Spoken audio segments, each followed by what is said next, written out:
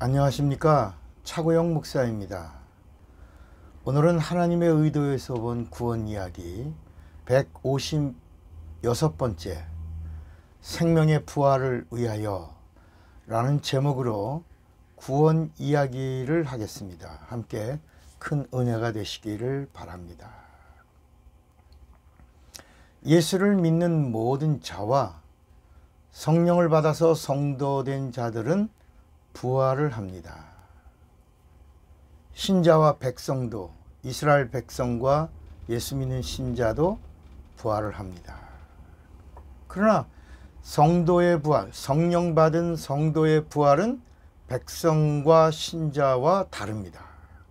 그러니까 부활에도 생명의 부활이 있고 심판의 부활이 있습니다. 성도의 부활은 주님의 재림과 함께 합니다.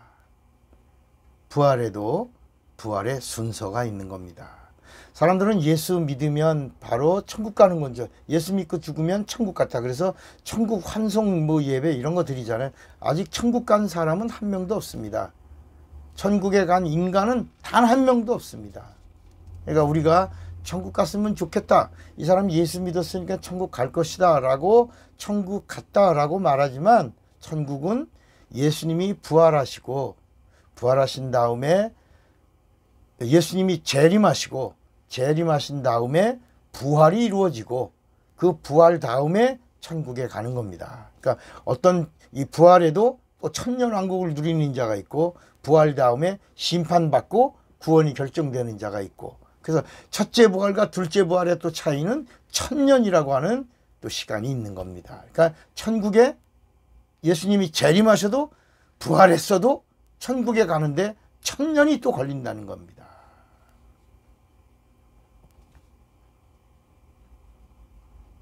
그러니까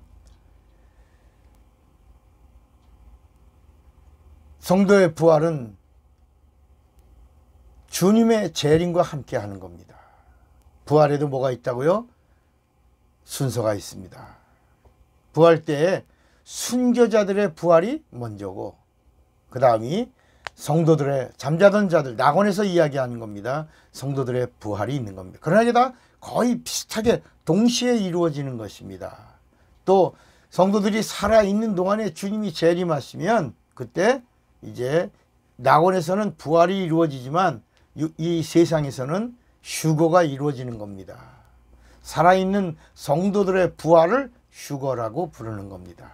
근데 주님이 오실 때 또 동시에 예수님이 오시는 장소는 재림의 장소는 이제 예루살렘이라고 말씀드렸죠. 한번 우리가 이 부분에 대해서 공부했죠. 주님이 가신 대로 감람산에서 가신 대로 재림하실 때 그 감람산으로 여기로 다시 오리라. 이게 사도행전 1장 11절 말씀입니다. 그리고 오실 때는 전 세계 동시적으로 두 사람이 잠을 자다가 하나는 가고 남고 하나는 김을 매다가 하나는 가고 남고 하나는 밭에서 일을 하다가 가고, 그러니까 이게 전 세계 주님이 예루살렘에 오실 때 이제 어느 나라는 밤이고 어느 나라는 낮이고 어느 나라는 새벽인데 동시에 예수 믿고 성령 받은 자들의 그 신령한 몸을 입는 이런 일들이 휴거에 대해서 말씀하는 겁니다. 동시에 이루어진다는 것입니다. 그러니까 순교자들과 성령 받아서 성도된 자들의 부활은 천년 왕국을 주님과 함께 누립니다. 그러나 신자는 주님이 재림하실 때 부활을 못합니다. 천년 후에 두 번째 부활에 참여하는데 이 두 번째 부활이 바로 심판의 부활입니다. 그러니까 성도들의 부활은 첫째 부활이고 천년 앞서죠. 신자와 이스라엘 백성들은 둘째 부활인데 이 둘째 부활은 이제 심판의 부활입니다. 그러니까 여러분, 우리가 성령 받은 성도들이 부활할 때 우리는 혹시 아브라함을 볼까? 다윗을 볼까? 엘리야를 볼까? 못 봅니다. 그들은 심판받고 심판의 부활에 참여하여 심판 때 거치고 구원을 받는데 우리보다 얼마나 늦어? 천년, 그러니까 그들이 먼저 태어났지만 우리보다 1000년 늦게 이제 구원의 반열에 들어온다는 겁니다. 그러니까 첫째 부활에는 뭐가 있어요? 영광과 존귀가 있습니다. 둘째 부활에는 구원과 심판이 있습니다. 거기서 상과 벌이 있습니다. 그러니까 상과 면류관은 둘째 부활 후에 둘째 부활에 참여한 후에 심판대를 거쳐간 후에 구원이 결정된 후에 그 다음에 이제 칭찬과 상급과 면류관이 있는 것입니다. 자, 여러분 혹시 상 받으시겠습니까? 상 받고 싶으면 아멘 하세요. 저는 상 받고 싶지 않습니다. 그러니까 상 받고 싶은 사람은 종의 부활입니다. 둘째 부활입니다. 심판받은 후에 받는 상이고 칭찬이고 면류관입니다. 그러나 첫째 부활에 참여하는 자는 영광과 존귀요 상속과 후사입니다. 여러분 상속 받으시겠습니까? 상 받겠습니까? 여러분 자녀는 칭찬받지 않습니다. 후사는 면류관 쓰지 않습니다. 아버지 것을 다 누리는 겁니다. 후사이기 때문이고 영광과 존귀로 관을 쓴 예수. 그래서 우리는 모두가 상속자가 되어야 합니다. 계시록 20장 4절에 보면 또 내가 보니 예수의 증거와 하나님의 말씀으로 인하여 목배임을 받은 자들의 영혼들과 또 짐승과 그의 우상에게 경배하지도 아니하고 이마와 손에 그의 표를 받지도 아니한 자들이 살아서 그리스도와 더불어 1000년 동안 왕노릇하니 그랬습니다. 이 첫째 부활에 참여한 자들 중에서 최고 주님을 위하여 순교자, 성령 받은 자들. 그래서 예수님의 제자들이 다 성령 받은 다음에 뭐 했어요? 순교했습니다. 목배임을 받은 자들입니다. 그러니까 여러분 오늘 우리도 성령 받고 신앙생활 정말 목숨 걸고 하는 자들은 다 순교자들, 순교적 신앙을 가지고 가는 겁니다. 신자나 백성의 부활은 성도와 순교자들의 부활의 연수가 1000년이라는 차이가 있다는 걸 아셔야 합니다. 자, 왜요? 불신자들에게 예수 믿고 구원받으라고 전도하는 이유를 알아야 합니다. 구원받으라 라고만 하는 게 아닙니다. 결국은 어디 가자고요? 천국 가자. 천국 가려면 어떻게 해야 된다고요? 제 문제 해결하고. 제 문제 해결하면 어떻게 해요? 예수 믿어. 예수 믿고 뭐 해야 돼? 침례받아. 침례받는 데 뭐 하냐? 성령 받아요. 성령 받는 데 뭐 하자고요? 성령의 인도를 받아야 되는 것입니다. 그러니까 왜 예수 믿는 신자들에게 침례를 받고 거듭나라고 하는 이유를 알아야 합니다. 왜 예수 믿는 신자들에게 성령을 받고 성도 되라고 하는 이유를 잘 알아셔야 합니다. 세상에서 부귀영화 얻으라고 전도하는 거 아닙니다. 죽은 다음에 뭐 하자고요? 생명의 부활을 하자고 전도하는 겁니다. 심판의 부활도 안 됩니다. 심판 때를 거쳐가면 그때는 구원이 끝입니다. 생명의 부활 다음에 구원받은 자가 누리는 그 영생 복락을 얻자고 예수 믿으라고 하고 침례 받으라고 하고 성령 받으라고 하는 것입니다. 그래서 예수님도 그대로 나를 믿으라 하고 침례 받으라 하고 성령 받으라 라고 말씀하신 겁니다. 성령 받는 자들에게 성령 충만하라고 하신 겁니다. 그러니까 불신자가 예수 믿고 예수 믿는 자가 성령 받아야 하는 이유는 천년 왕국을 누리다가 그리고 하늘나라 거기 안착하여 영생 복락을 누리자는 겁니다. 신자는 예수 믿고 구원을 받았지만 성령을 알지 못하고 성령을 받지도 못하고 순교도 모르고 권신도 모르고 고상한 척 이성으로 예수를 믿었기 때문에 구원은 받을지 모르지만 천년왕국을 누릴 권한이 없다는 겁니다. 심판 후에 그것도 구원을 받겠지만 영원한 상급은 없는 겁니다. 그러나 성도는 자신이 예수를 믿는 믿음이 성령으로 보증함을 얻은 자입니다. 성도는 영적 체험이 확실합니다. 성도는 반드시 하늘나라 언어가 나옵니다. 새 방언을 말하고 영으로 기도하고 영으로 찬양하고 영으로 예배하고 영으로 봉사합니다.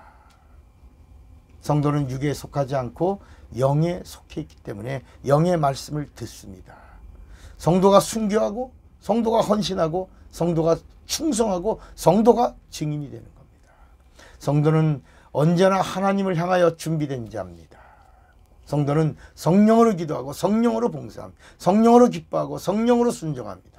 의리가 아닙니다. 성도는 성령으로 감사하고 성령으로 증인이 됩니다. 그러므로 성도가 타락하는 것은 성령 회방죄에 아주 엄하게 하나님이 다루십니다.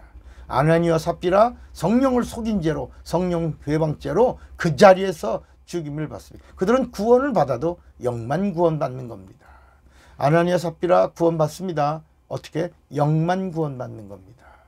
그래서 영만 구원받게 하려고 육을 그 자리에서 멸하신 겁니다.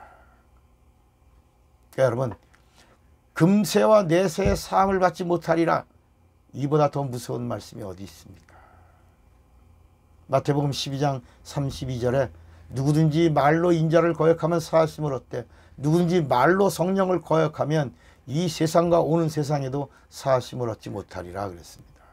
그러므로 불신자는 예수 믿어야 하고 예수 믿는 자는 침례를 받음으로 침례를 믿음으로 행해야 되고 침례로 거듭난 자는 반드시 성령 침례까지 받아야 되고 성령을 받아서 하나님께서 인정을 해 주셔야 합니다.